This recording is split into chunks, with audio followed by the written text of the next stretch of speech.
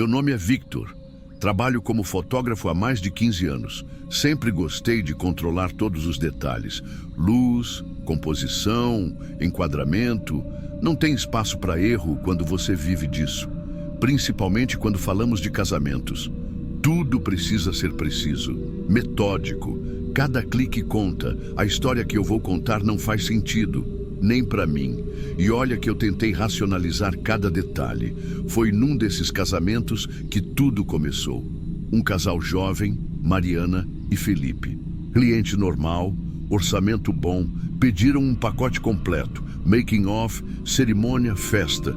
Conheci eles 2 meses antes. Fizemos uma reunião rápida. Eles pareciam tranquilos, felizes. O que me chamou a atenção foi o local escolhido para a cerimônia. Uma fazenda antiga, afastada, quase esquecida. Quando cheguei lá no dia, era tudo como eles descreveram. Cenário perfeito para fotos. Casarão antigo, árvores secas ao redor, céu nublado, um clima meio melancólico, que combinava bem com a estética que eles queriam. Comecei cedo, como sempre faço. Testei a luz, configurei tudo no manual. Nada fora do normal. O estranho começou no making of. Enquanto fotografava a noiva no quarto, percebi algo no visor. Um borrão no canto das fotos. Como uma sombra. Mas quando olhava a olho nu, não havia nada lá. Pensei que podia ser sujeira na lente. Limpei, troquei equipamento. O borrão continuava aparecendo, mas só nas fotos da noiva. Ignorei. Devia ser reflexo. A luz natural filtrando pela janela podia estar criando algum efeito. Continuei focado no trabalho. Na cerimônia, usei a 70-200mm. Luz baixa, nuvens carregadas. O casal caminhando pelo corredor improvisado entre as árvores. E ali, de novo, percebi algo no fundo das fotos. No meio das árvores, uma silhueta, pequena, mas nítida. Fui até lá conferir. Nada, só mato, terra úmida. Voltei a fotografar. Durante a festa, as luzes eram fracas, mas eu gosto de trabalhar com ISO alto, sem flash, para não perder a ambientação. Mariana dançava, rodeada pelos convidados. Em várias fotos, dava para ver claramente uma figura atrás dela. Primeiro, achei que fosse alguém que entrou na cena, mas quando comecei a ampliar no visor, era estranho demais. A figura não tinha rosto, apenas um borrão escuro, como uma mancha. Eu revisei todas as configurações, revirei os EXIFs das imagens. Tudo estava normal, nenhuma falha técnica, mas a presença estava lá. Decidi não comentar nada. Não queria parecer paranoico. Fui embora, descarreguei os arquivos no meu computador, comecei a editar. Foi então que ficou impossível de ignorar. Na edição, com o contraste ajustado, dava para ver claramente. Aquela coisa nas fotos não era uma falha, não era alguém que entrou na cena. Era como algo fixo. Como se estivesse seguindo o casal em cada foto. No quarto, no altar, na pista de dança. Uma mancha escura, humanoide, às vezes quase transparente, mas sempre ali. Fui voltando nos arquivos, tentando encontrar um padrão. E encontrei. Sempre que a noiva aparecia sozinha, o borrão estava mais próximo. Em algumas fotos, parecia quase tocar o ombro dela. O pior veio quando cheguei nas últimas imagens da noite. Entre uma foto e outra, capturada em sequência, dá para ver claramente que a sombra se move. No primeiro clique, está atrás dela. No segundo, quase encostada no rosto. No terceiro, não há mais sombra. Mas Mariana, na última foto, olha direto para a câmera, só que com uma expressão vazia, como se não enxergasse nada, os olhos totalmente desfocados. Foi aí que meu racional começou a falhar. Eu revisitei as imagens 1, 2, 3 vezes. Ampliei, apliquei filtros, analisei os metadados, tudo. O arquivo era íntegro, não havia manipulação, nada fora do normal. Mas aquilo não era normal. Tentei entrar em contato com o casal. Queria entregar as fotos, fazer a prévia. Mariana não atendeu. Felipe respondeu depois de 2 dias, dizendo que ela estava estranha. Não quis entrar em detalhes. Comecei a ficar inquieto. Algo não batia. Decidi voltar até a fazenda, sozinho. Cheguei lá no fim da tarde, câmera em mãos. Queria entender, rever o local. Talvez fazer mais algumas fotos. Conferir se aquilo era algum reflexo natural, sei lá. O lugar estava vazio, abandonado parecia. O silêncio era absoluto. Caminhei até o quarto onde fiz as fotos dela. O mesmo cheiro de madeira velha. A luz entrando do mesmo jeito. Bati algumas fotos aleatórias. No visor, nada. Continuei até o altar improvisado. Fotografei. Revisava a cada clique. Nada. Foi quando escureceu que comecei a perceber. As últimas imagens tinham borrões, pequenos no canto, como antes. Meu coração disparou. Comecei a fotografar ao redor e ali, no meio das árvores, surgiu, não no visor, mas a olho nu, uma figura parada, escura, sem rosto, como uma mancha viva no ar. Senti minhas mãos gelarem. Tentei racionalizar. Talvez alguém da fazenda, um animal, um tronco distorcido pela luz fraca, mas aquilo não se movia. Ficava me observando e então eu vi. O mesmo movimento que notei nas fotos da festa. Como um passo lento, silencioso. Me aproximei devagar, câmera tremendo nas mãos. Foquei, disparei. A imagem saiu vazia. A figura já estava mais próxima. E eu juro, naquele momento, senti algo gelado no meu pescoço. Como um sussurro sem som. Voltei correndo para o carro. Não olhei para trás. Quando cheguei em casa, descarreguei as fotos. Em cada uma, a figura estava mais próxima. A última foto estava atrás de mim, nítida. Impossível. Parei de fotografar casamentos depois daquele dia. Apaguei todos os arquivos, queimei cópias físicas, mudei de cidade. Mas às vezes, quando passo por alguma vitrine, algum reflexo de vidro, eu vejo aquele borrão, sempre à distância, nunca muito longe, como se alguma coisa estivesse me acompanhando desde aquela noite. Eu tento explicar, digo para mim mesmo que foi cansaço, algum truque de luz, uma falha técnica, mas no fundo, eu sei, tem coisas que nem a lente mais precisa consegue explicar. E algumas imagens você não consegue apagar.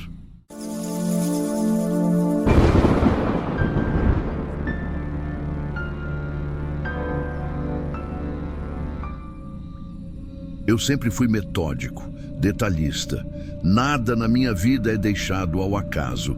Planejei meu casamento como quem monta uma operação. Cronograma, lista de convidados minuciosamente selecionada, segurança contratada, logística perfeita. Nenhum passo fora do lugar. Por isso, quando as coisas começaram a dar errado naquele dia, foi difícil aceitar que não havia como controlar. A cerimônia seria ao ar livre, num campo afastado, cercado por um bosque denso. Fiz questão daquele lugar. Nenhum olhar curioso, nenhuma surpresa. Tudo sob controle. Chegamos cedo, equipe checando microfones, cadeiras alinhadas milimetricamente. Eu estava calmo. Minha noiva, Letícia, radiante. Os convidados começaram a chegar. Tudo seguia exatamente como previsto. Até que um dos seguranças veio falar comigo. Disse que, enquanto fazia a ronda no perímetro, notou algo estranho na borda do bosque. Um brilho metálico, alto demais para ser reflexo comum. Ele achou que fosse lixo ou equipamento esquecido. Pediu para ir conferir. Autorizei. Mas aquilo ficou na minha cabeça. A cerimônia começou. Letícia caminhou pelo corredor e eu fiz questão de manter os olhos nela. Tudo estava perfeito. Foi quando ouvi um estalo seco, quase imperceptível. Não foi explosivo, não foi gritante, apenas preciso. Um segundo depois, ouvi o som de algo cortando o ar.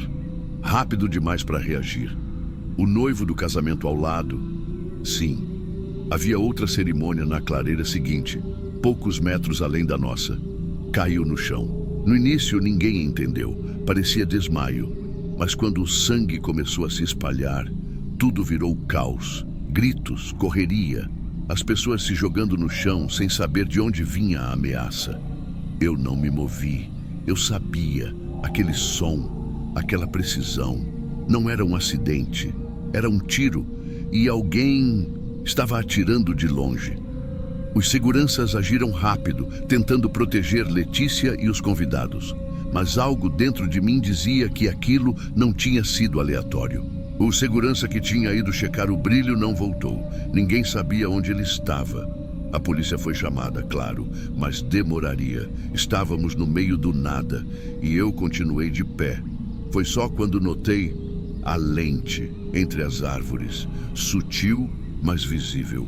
Um brilho fixo, imóvel. Eu reconhecia aquilo. Era uma luneta, um rifle, e estava apontada para mim. Meu corpo gelou.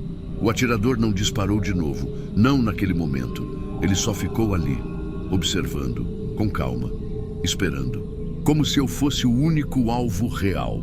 Levaram Letícia e os outros convidados para dentro do casarão da fazenda. Mas eu fiquei.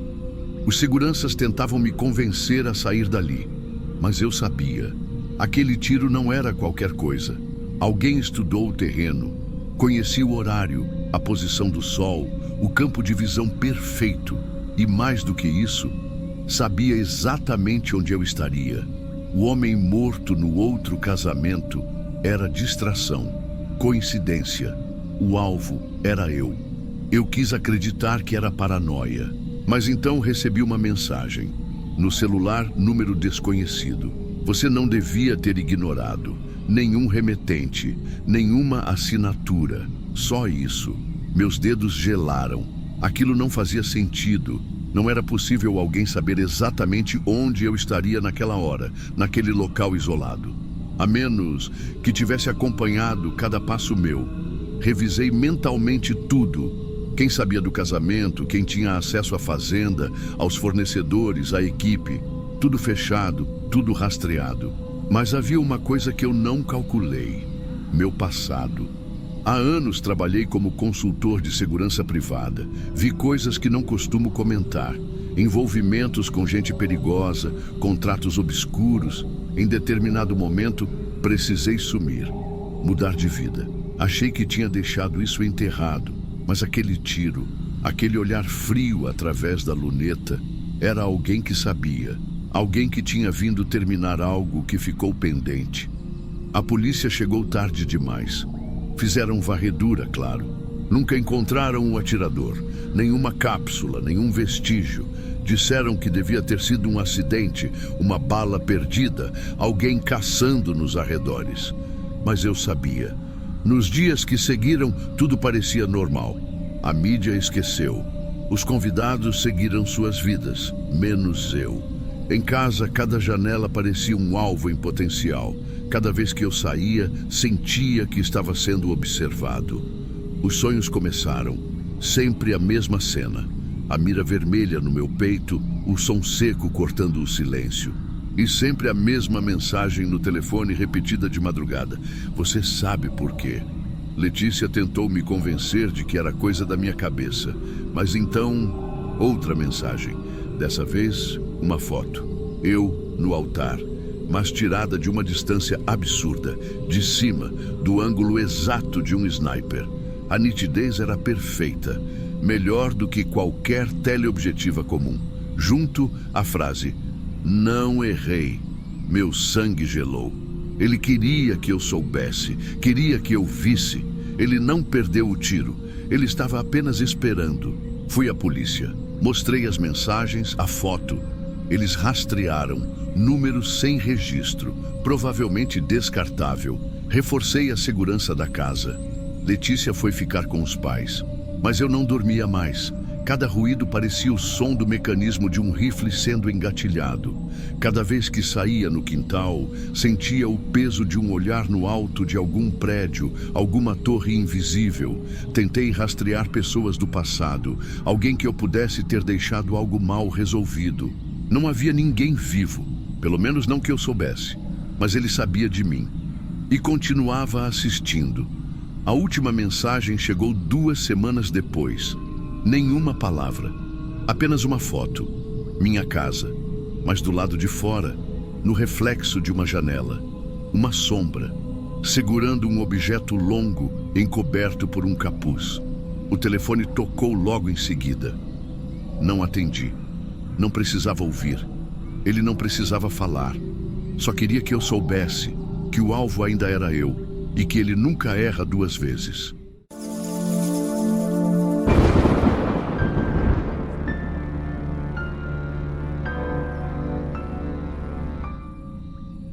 Oi, querido. Eu me chamo Helena, tenho 75 anos. Nunca fui muito de redes sociais, nem de mandar mensagem para ninguém. Mas quem me mostrou seu canal foi minha neta esses dias. Ela estava aqui em casa, colocou um dos seus vídeos no celular e eu me peguei ouvindo aquelas histórias, uma atrás da outra. E teve uma, especialmente, que me fez lembrar de coisas que eu guardei por muitos anos. Coisas que eu nunca contei para quase ninguém. Pensei muito antes de escrever para você. Não sabia se devia, mas acho que chegou a hora. É algo que eu carrego comigo há décadas e talvez alguém que esteja ouvindo agora precise escutar isso. O que eu vou contar aconteceu há muito tempo. Muito antes de internet, celular, dessas liberdades que vocês têm hoje. Eu devia ter uns 17 anos. Era outra época, outra mentalidade. Na cidadezinha onde eu morava, no interior, as coisas funcionavam de um jeito que hoje parece até absurdo, mas era normal pra gente. Filha de família tradicional não tinha muito futuro, sabe? A gente nascia, crescia e era criada para casar. Só isso. Não tinha espaço para sonhos, para vontade própria. Minha mãe dizia desde pequena, mulher tem que ser boa dona de casa, tem que ter marido, ter filhos. E eu até tentava me encaixar, mas sempre tive um espírito inquieto. Gostava de andar sozinha pelos pastos, sentar debaixo das árvores, ouvir o vento. Meu pai vivia dizendo que eu precisava parar com essas bobagens, que já estava mocinha demais para essas coisas. Pois bem, quando completei 17 anos, começaram os cochichos. As vizinhas olhavam torto, minhas tias perguntavam: ué, e o casamento da Helena? Vai sair quando? Porque veja bem, naquela época, se uma moça passasse dos 18 sem casar, já era motivo de vergonha para a família. Virava quase um fardo. Foi aí que meu pai, homem rígido, resolveu dar um jeito. Sem me consultar, sem perguntar o que eu queria. Ele fechou um acordo com um velho amigo dele. O filho desse amigo, Maurício, precisava de uma esposa. Eu precisava ser casada. Pronto, estava resolvido. Lembro direitinho do dia que me contaram. Minha mãe me chamou na cozinha com aquela voz doce que usava quando queria me dar notícia difícil. Disse que meu pai tinha decidido, que era para o meu bem, que Maurício era trabalhador, vinha de boa família. Eu só precisava aceitar. Como se minha vida fosse uma troca de favores entre homens, como se eu não tivesse nem opinião. Eu não conhecia direito o tal Maurício. Tinha visto ele na igreja algumas vezes, sempre calado, sério. Nunca trocamos mais que um cumprimento frio. Ele era mais velho que eu, talvez uns 23 anos, e tão apagado que parecia parte do cenário. Eu tentei argumentar, juro. Disse que não queria, que ainda era cedo, que eu gostava da minha liberdade, mas ninguém me ouviu. E assim, sem amor, sem escolha, marcaram o casamento. O mês que antecedeu foi uma tortura. Todo mundo ao meu redor feliz, costurando o vestido, organizando a cerimônia. E eu me sentindo como um animal sendo levado pro abate. Lembro de uma tarde, poucos dias antes do casamento. Estava sozinha no quintal, olhando pro céu e pensei: como é possível tanta gente achar que está me fazendo um favor? Quando, na verdade, estão me enterrando viva. No dia da cerimônia, tudo parecia um sonho ruim. Vesti aquele vestido branco que minha mãe bordou à mão. Me olharam como se eu fosse a noiva mais sortuda do mundo. Mas por dentro, eu só senti um vazio. No altar, dei meu sim como quem assina um contrato sem saber ler. Maurício, ele não era cruel. Era só frio, distante. Parecia tão pouco interessado quanto eu. Acho que para ele casamento era mais uma obrigação. A festa foi simples, muita gente da cidade. Eu, encostada num canto com um sorriso falso grudado no rosto. Ninguém percebeu que por dentro eu estava gritando. Depois disso, fomos morar juntos. A casa era velha, com cheiro de madeira antiga e paredes descascando. Meus dias viraram uma repetição sem fim. Acordar cedo, fazer café, limpar, esperar ele voltar. Não havia conversa, não havia carinho, só o barulho dos passos dele, a cadeira rangendo e o silêncio preenchendo tudo. Foi nessa rotina sufocante que minha mente começou a mudar. Eu passava horas sentada no quarto, olhando para o espelho rachado que havia ali. Aquela rachadura me incomodava. Mas um dia, enquanto olhava para mim mesma, pensei: ali estava a imagem perfeita da minha vida. Bonita por fora, partida por dentro.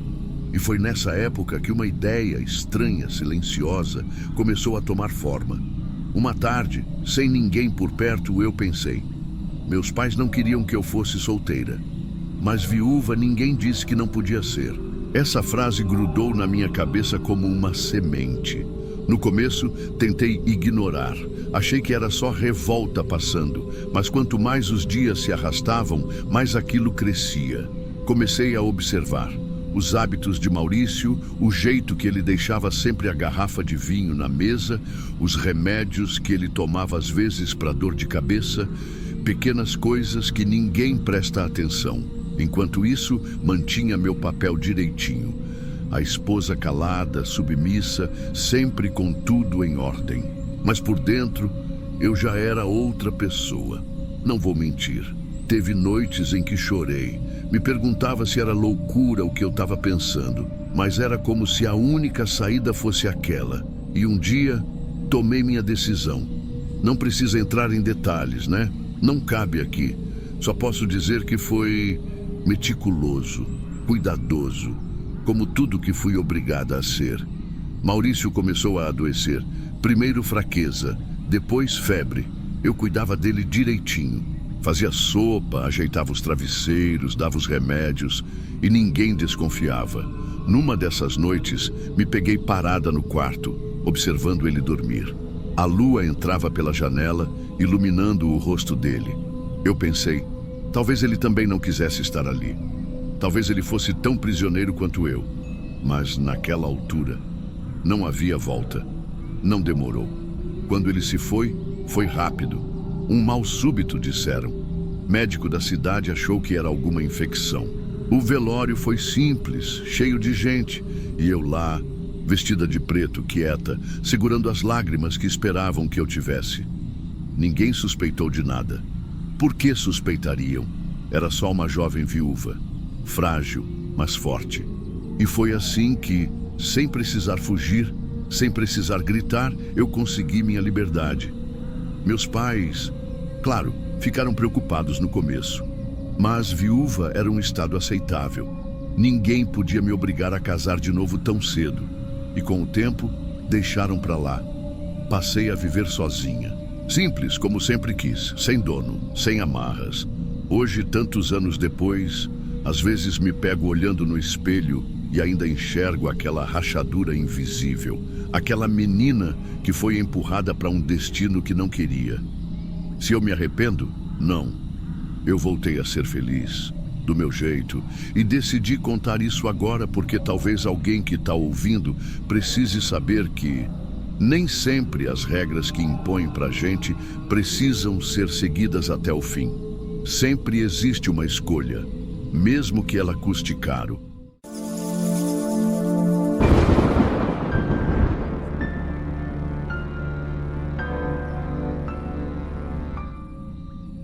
Sempre sonhei com o dia do meu casamento.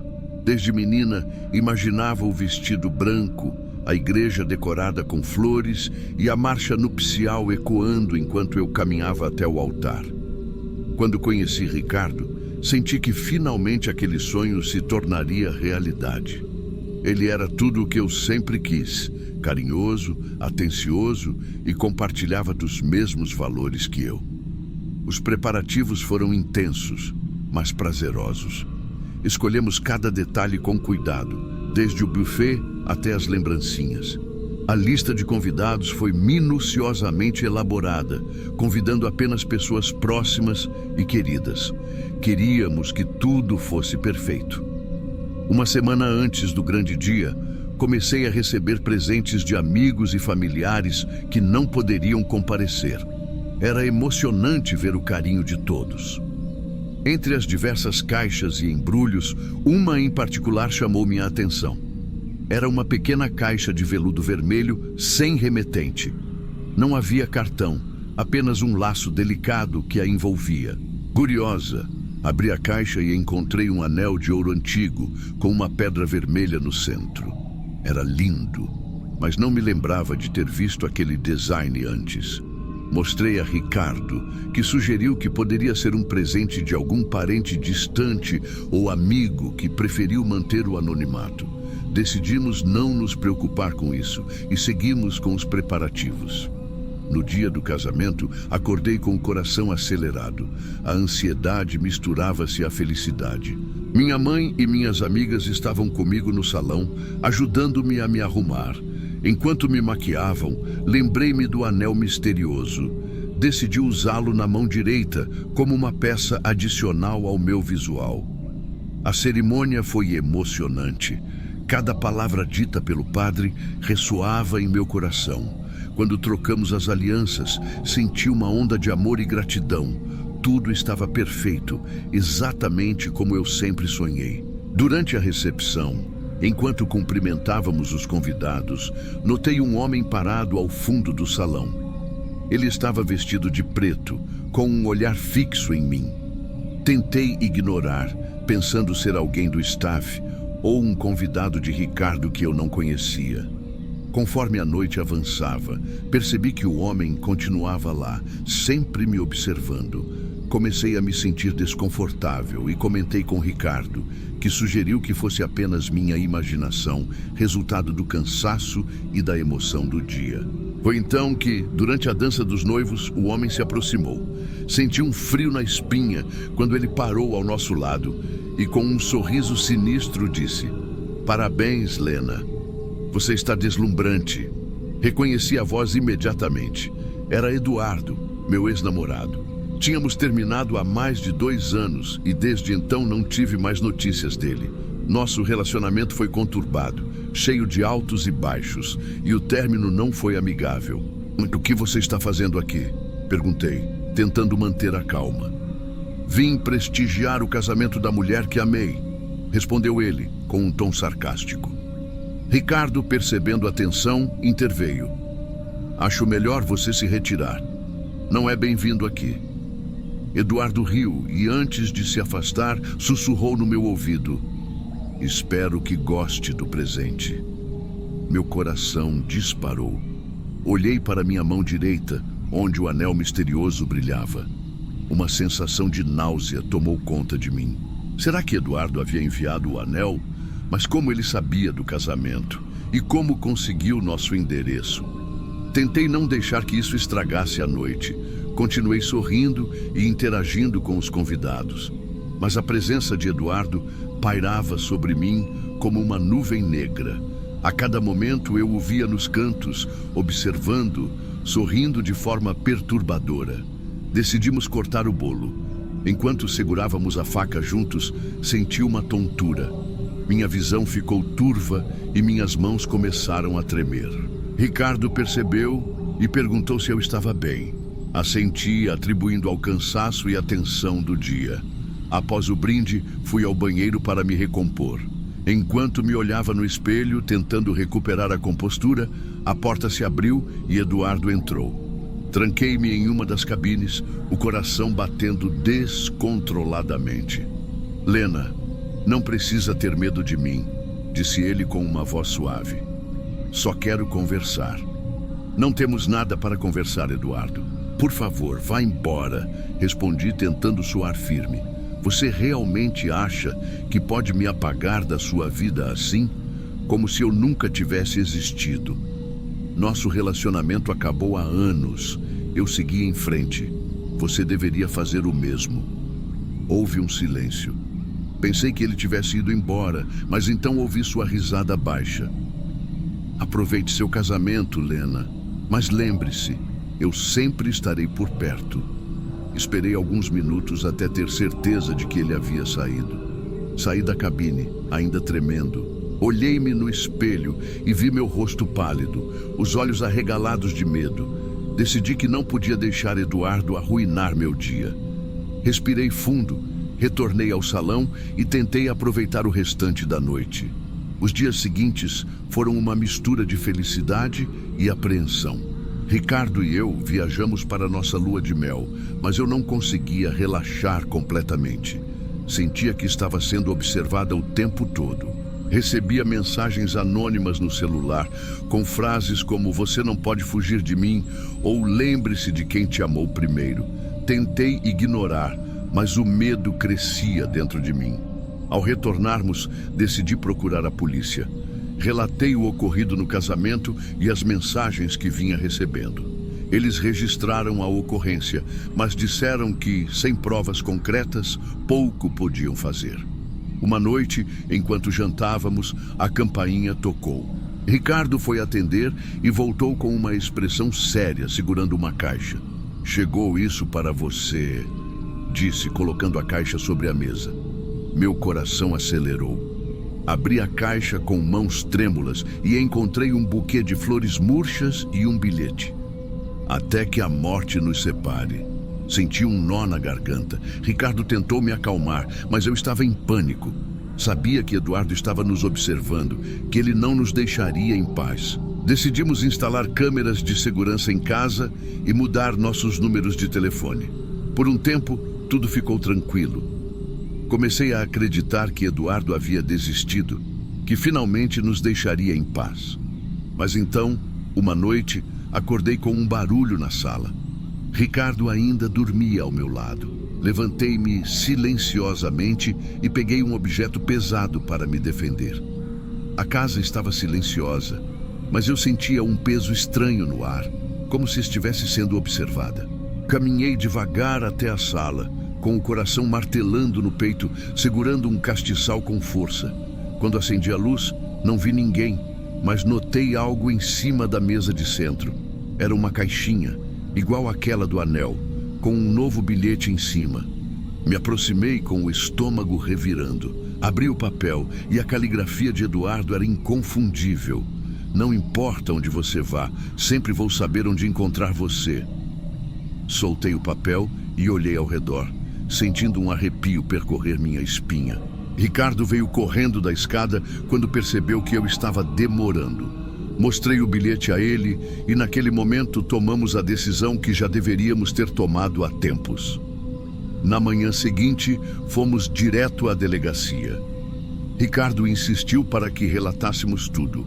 O presente misterioso, as mensagens, a aparição dele no casamento e agora a invasão de nossa casa. Desta vez, as autoridades agiram com mais firmeza. Como havia sinais claros de ameaça e violação de propriedade, abriram um inquérito e deram início a uma investigação mais intensa. Durante os dias que se seguiram, nos mantivemos vigilantes. A polícia colocou uma viatura para rondar nossa rua e reforçamos ainda mais a segurança da casa. Eu mal conseguia dormir. Cada barulho, cada sombra projetada pela luz da rua me fazia prender a respiração. Mas, surpreendentemente, depois daquela noite, tudo cessou. Nenhum bilhete, nenhuma mensagem, nenhum sinal de Eduardo. Semanas depois, recebemos uma ligação da polícia. Haviam encontrado Eduardo em outra cidade, internado em uma clínica psiquiátrica após ser detido por comportamento suspeito. O médico responsável explicou que ele estava em um estado mental perturbado, obcecado pela ideia de que eu ainda lhe pertencia, incapaz de aceitar que tínhamos terminado. Soube que ele seria mantido sob cuidados médicos por tempo indeterminado. Saber disso me trouxe um alívio estranho, mas não alegria. Na verdade, só me deu certeza do quanto aquele relacionamento havia deixado marcas invisíveis em mim. Mesmo assim, aos poucos, voltei a respirar. Ainda existem dias em que olho por cima do ombro, esperando ver alguém me observando. Mas Ricardo sempre segura minha mão, firme, como fez no altar, me lembrando de que agora sou livre. O anel que recebi naquele dia, nunca mais usei. Guardei-o em uma gaveta, longe da vista, porque algumas lembranças, por mais belas que pareçam, carregam consigo um peso que não vale a pena manter por perto.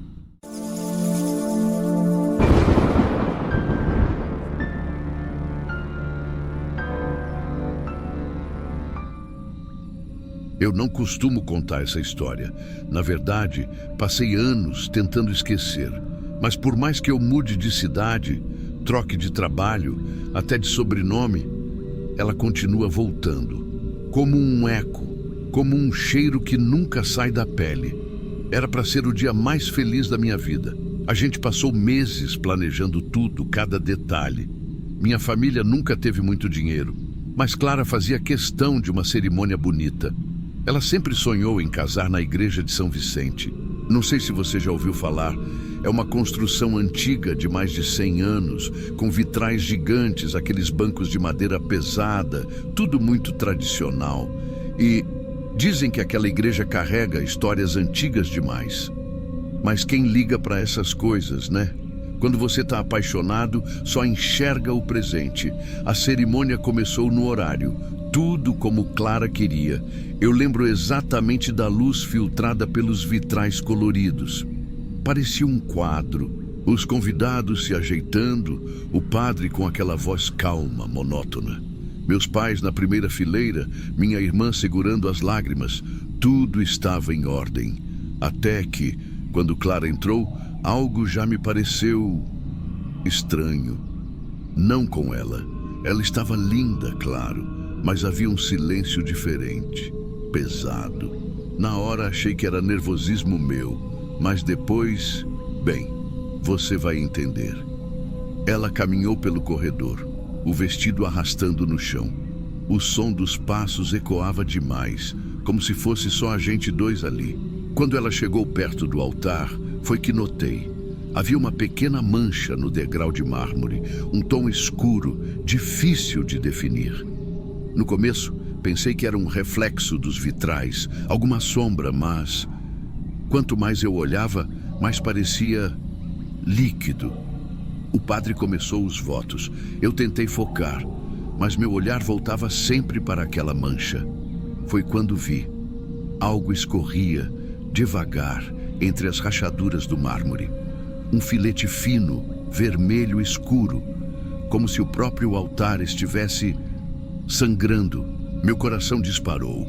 Pisquei várias vezes, me perguntando se era real. Talvez fosse alguma infiltração, tinta, qualquer coisa. Não podia ser o que parecia, mas não parava. O líquido descia cada vez mais, devagar, como se viesse das entranhas da igreja. Eu olhei para Clara. Ela sorria, inocente. Segurava meu olhar como se não visse nada estranho. Mas quando olhei para baixo, vi o vestido dela, tocando a mancha. Foi só então que o cheiro bateu, ferroso, quente. Eu conhecia aquele cheiro. Sangue. O pânico começou a me subir pela garganta. Eu queria dizer alguma coisa, chamar alguém, mas minha voz não saía. Estava preso ali, parado, enquanto o sangue escorria e se espalhava mais. Olhei em volta. Os convidados não pareciam notar. Estavam sorrindo, tirando fotos. Minha mãe chorava baixinho, como se tudo estivesse normal. Mas eu via, eu sentia. O padre hesitou por um segundo. Lembro do olhar dele se desviando para o chão. E por um breve instante, seus olhos encontraram os meus. Como se ele também soubesse, mas não pudesse interromper. Foi então que Clara deslizou um pouco. O salto dela escorregou, quase imperceptível, como se o chão estivesse ficando liso. Eu segurei sua mão com mais força. Ela apertou de volta, mas seu sorriso diminuiu. Talvez ela também tenha começado a sentir o cheiro. O padre continuou, tentando manter a calma. Mas o sangue não parava. Agora já formava uma pequena poça no pé do altar, avançando lentamente. Eu senti minhas mãos geladas, minhas pernas pesadas, e então um detalhe que nunca mais saiu da minha cabeça. O sangue escorria exatamente do centro do altar, da base onde, segundo a tradição daquela igreja, guardavam relíquias antigas. Eu soube, naquele instante, que aquilo não era um vazamento comum. Ali havia algo enterrado, algo que estava vazando para fora naquele momento. A cerimônia chegou ao final. O padre apressou os votos. Clara começou a perceber que havia algo errado. Me olhava confusa, os olhos pedindo explicação. Mas eu não conseguia explicar. Quando nos viramos para sair, eu olhei uma última vez para o altar e, juro por tudo, vi algo mais. Atrás do padre, uma sombra, alguém parado, mas não era ninguém que estava lá antes. Uma figura alta, curvada, com um véu escuro sobre o rosto. Eu pisquei. A sombra sumiu, mas o sangue, ele ainda escorria. Na festa, tentei disfarçar. As pessoas riam, dançavam, bebiam. Ninguém comentava nada. Mas Clara me puxou de lado. Perguntou se eu estava bem, que eu parecia estranho o tempo inteiro. Eu não queria estragar o dia dela. Então, inventei qualquer coisa. Mas à noite foi pior. Clara acordou gritando no quarto do hotel. Disse que sonhou com a igreja vazia, o altar rachado e uma mulher sem rosto parada no meio, segurando um buquê seco, pingando sangue. Ela dizia que não conseguia enxergar o rosto da mulher. Só que, quando olhava para os pés dela, havia marcas no chão, como se alguém tivesse arrastado um corpo por ali. Aquilo me gelou por dentro. Os dias seguintes foram estranhos. O álbum de fotos chegou. Mas quando olhei com atenção, percebi algo que ninguém mais comentou. Em algumas fotos perto do altar, havia uma mancha no canto. Algo escuro, como um borrão. Nas fotos onde Clara estava sozinha, aquele borrão parecia maior, mais nítido. E um detalhe que eu só percebi na última foto. Na base do altar, lá no fundo, parecia ter uma silhueta, como uma mulher parada observando. Eu quis ignorar. Joguei o álbum no fundo do armário, mas Clara começou a mudar. Ela acordava toda noite suando, os olhos arregalados, murmurando coisas sem sentido. Dizia que ouvia passos no corredor, que sonhava com um casamento onde todos os convidados estavam mortos. Eu tentava acalmá-la, dizer que era só estresse pós-cerimônia, que tudo aquilo passaria, mas não passou. Algumas semanas depois, ela parou de falar comigo. Ficava horas encarando o espelho, murmurando coisas baixinho. Uma noite acordei e ela não estava na cama. A encontrei sentada no chão da sala, vestindo o vestido de noiva, sujo, rasgado. Ela dizia que precisava voltar para a igreja, que a cerimônia não tinha terminado. Eu tentei impedir, mas era como falar com alguém que já não estava mais ali. No dia seguinte, ela sumiu. Simples assim. Deixou tudo para trás. Ninguém a viu desde então. A polícia fez buscas, claro. Vasculharam tudo, mas era como se ela tivesse evaporado. A última vez que a viram foi próximo da igreja de São Vicente.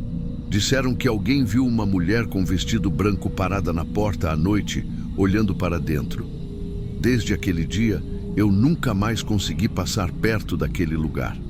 Às vezes, à noite, ainda sinto aquele cheiro. Ferroso, quente, sangue. Eu conto isso não porque quero respostas, porque não tem explicação, mas para que talvez alguém ouça e pense duas vezes antes de pisar naquele altar. Algumas coisas não querem ser esquecidas e o passado sempre encontra um jeito de vazar.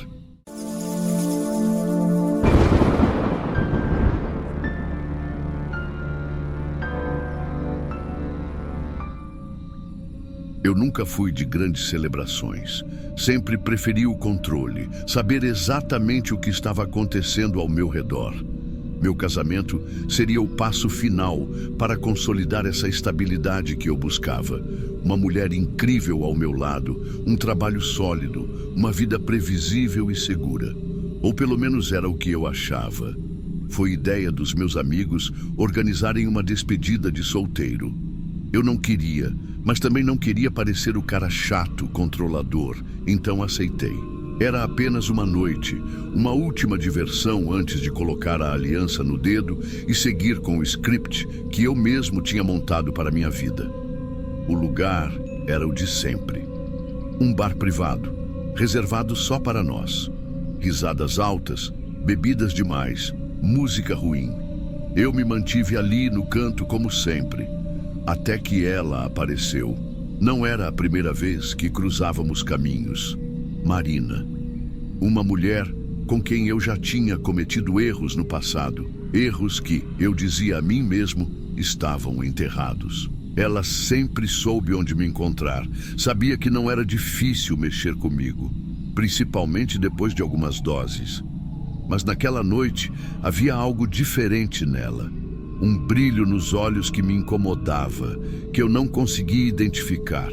Conversamos, nos afastamos dos meus amigos e aquilo que deveria ter ficado enterrado voltou à superfície mais rápido do que eu podia controlar. Eu nem percebi que ela tinha o celular na mão durante nossos momentos juntos. Não vi que cada palavra dita, cada toque, cada mensagem trocada naquela madrugada estava sendo registrada. Na manhã seguinte, o peso da ressaca era menor do que o peso da culpa.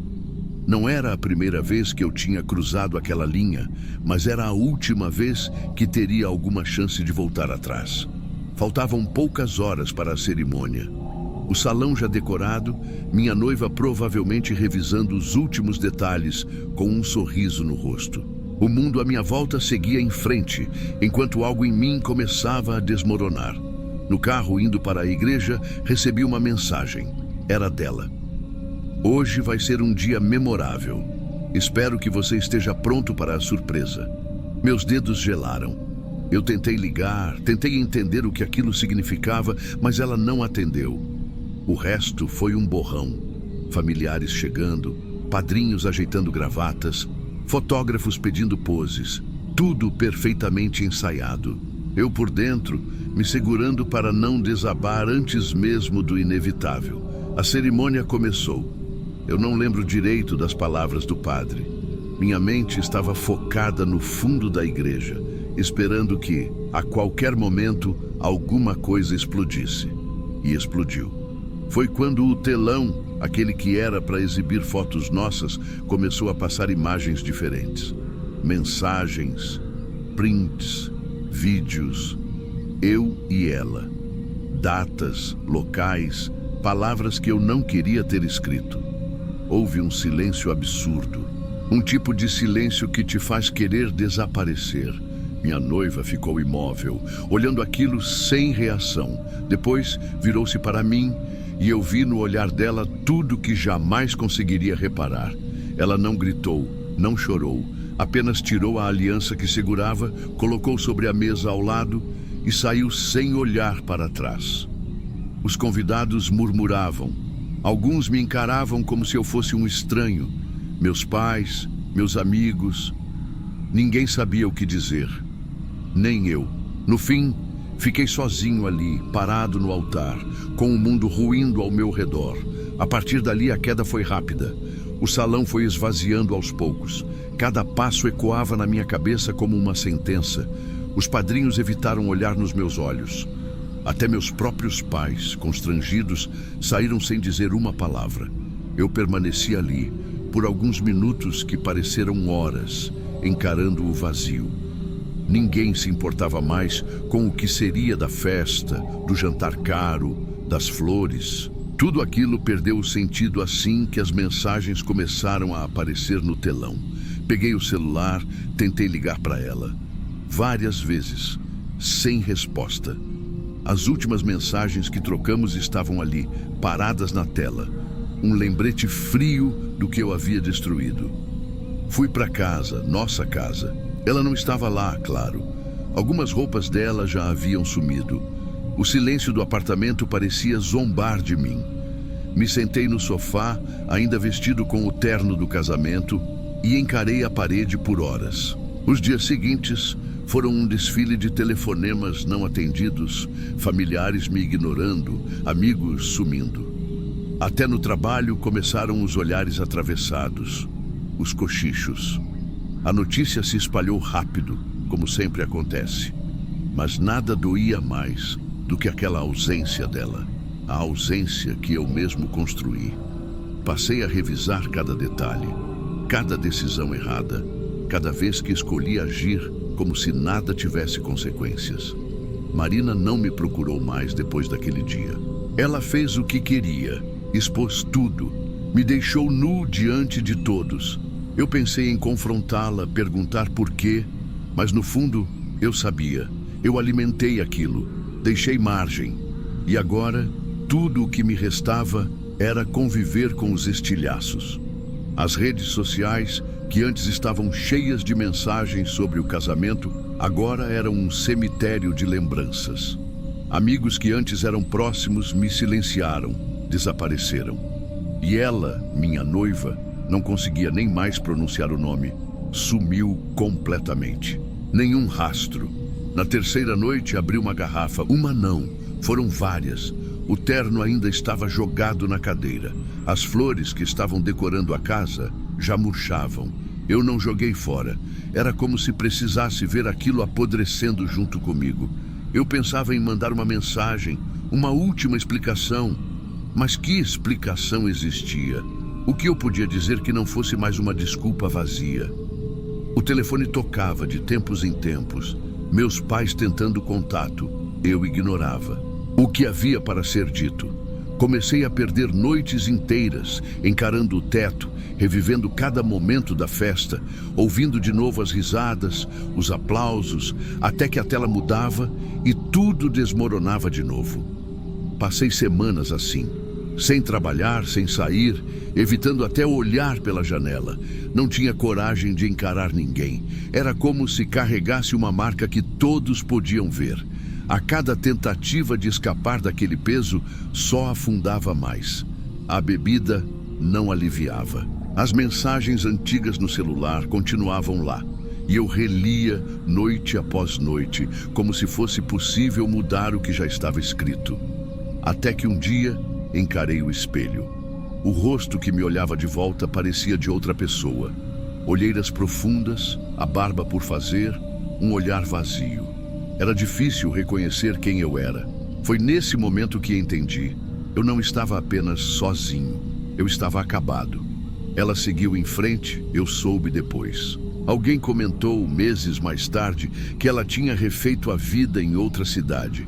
Amigos em comum me contaram aos poucos, com cuidado, sempre evitando detalhes. E eu fiquei ali, preso no mesmo lugar, na mesma casa, cercado pelas lembranças que eu mesmo envenenei. Hoje, olho para trás e vejo com clareza que minha maior traição não foi apenas com ela, foi comigo mesmo.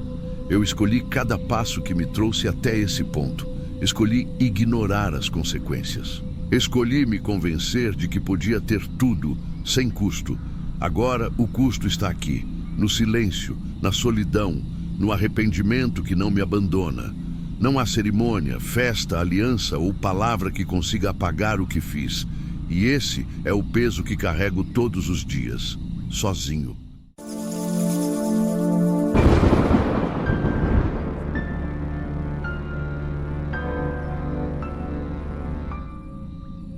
Desde que conheci Clara, minha vida ganhou um novo sentido. Ela era a personificação da alegria, sempre com um sorriso que iluminava qualquer ambiente. Nosso relacionamento floresceu rapidamente e em pouco tempo decidimos nos casar. Os preparativos foram intensos, mas cada detalhe era escolhido com amor e cuidado. A data do casamento se aproximava e tudo estava conforme o planejado. A igreja que escolhemos era a mesma onde Clara frequentava desde criança. E o padre Antônio, um senhor bondoso e de longa data na paróquia, seria o responsável por oficializar nossa união.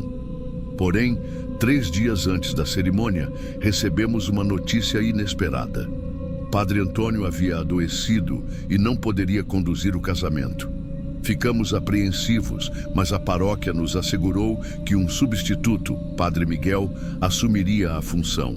Embora não o conhecêssemos, confiamos na indicação e seguimos com os preparativos. No dia do casamento, a igreja estava deslumbrante. Flores brancas adornavam o altar e os bancos estavam repletos de amigos e familiares. Eu aguardava ansioso no altar, tentando controlar a emoção. Quando as portas se abriram e Clara surgiu em seu vestido branco, senti meu coração acelerar. Ela estava radiante e naquele momento tudo parecia perfeito. Padre Miguel, um homem de aparência serena e voz suave, iniciou a cerimônia com palavras acolhedoras. Porém, à medida que ele falava, notei uma tensão crescente em Clara. Seus olhos evitavam os dele e suas mãos tremiam levemente. Pensei que fosse nervosismo natural, mas algo parecia fora do comum. Quando chegou o momento dos votos, Clara hesitou. Seus olhos se encheram de lágrimas e ela olhou para mim com uma expressão de angústia. Antes que pudesse dizer qualquer coisa, Padre Miguel interrompeu. Clara, acho que há algo que você precisa confessar antes de prosseguirmos. A igreja mergulhou em um silêncio sepulcral. Clara abaixou a cabeça e lágrimas escorriam por seu rosto. Confuso e preocupado, segurei suas mãos e perguntei suavemente: Amor, o que está acontecendo? Ela respirou fundo e entre soluços começou a falar. Antes de nós nos conhecermos, eu tive um relacionamento com Padre Miguel. Um murmúrio de choque percorreu a congregação. Senti como se o chão tivesse desaparecido sob meus pés. Olhei para Padre Miguel, que mantinha uma expressão séria, e depois para Clara, tentando processar aquela revelação. Por que você nunca me contou isso? Perguntei, a voz embargada. Eu tinha medo de te perder, respondeu ela, os olhos suplicantes. Padre Miguel interveio. Achei que era meu dever revelar a verdade antes que vocês seguissem em frente. A raiva e a dor se misturavam dentro de mim. A mulher que eu amava havia escondido um segredo tão significativo, e o homem que deveria abençoar nossa união agora era parte de um passado desconhecido. Sem saber como reagir, soltei as mãos de Clara e me afastei. Os convidados observavam em silêncio, alguns visivelmente constrangidos. A cerimônia, que deveria ser o ápice de nossa felicidade, havia se transformado em um pesadelo público. Saí da igreja, o ar fresco batendo em meu rosto, tentando clarear meus pensamentos. Minutos depois, Clara veio ao meu encontro, ainda chorando. Por favor, me perdoe. Eu te amo. Olhei para ela, vendo a dor em seus olhos, mas também sentindo a minha própria. Como posso confiar em você agora? Ela não respondeu, apenas soluçou mais alto. Aquele dia, que deveria ser o início de nossa vida juntos, tornou-se o marco de uma ruptura. Decidimos adiar o casamento. As semanas seguintes foram preenchidas por conversas difíceis, tentativas de reconciliação e muita dor. Embora o amor ainda existisse, a confiança havia sido abalada de forma irreparável. Meses depois, seguimos caminhos separados. Clara deixou a cidade, buscando um recomeço, e eu mergulhei no trabalho, tentando esquecer as cicatrizes daquele dia. Hoje, ao olhar para trás, vejo como segredos podem destruir até mesmo os laços mais fortes. A verdade, por mais dolorosa que seja, é sempre o melhor caminho.